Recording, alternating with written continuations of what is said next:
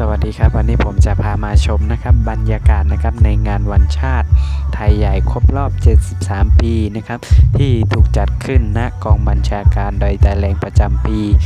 2563นะครับเราไปดูภาพโดยรวมพร้อมๆกันได้เลยนะครับ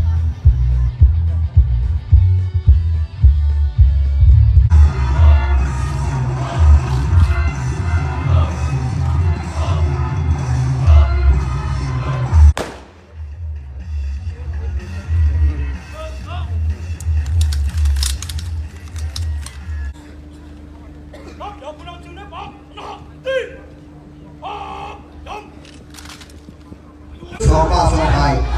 หน้าพร้อมกันก็เลยสันว่างจะปรับเป็นโลกในน้ำไทยเอา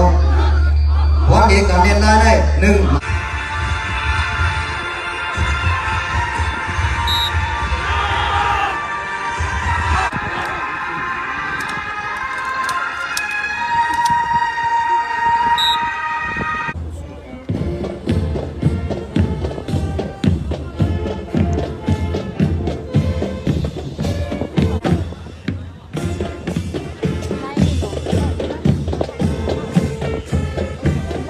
ไปซุ่มจุดในสิ่งที่คุณมันหนักอันโปรเมพี่น้องเขาขาในขาในขามาจุดในนะ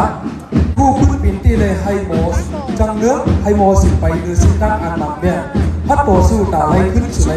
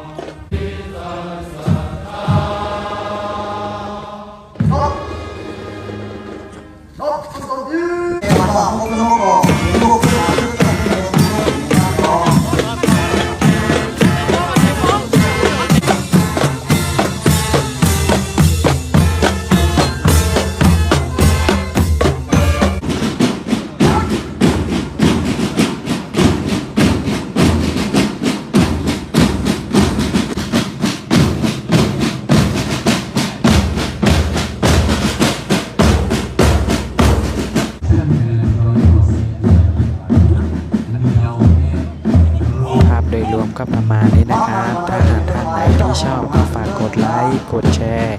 กดกระดิ่ง Subscribe ติดตามให้ด้วยนะครับแล้วเรามาพบกันวิดีโอใหม่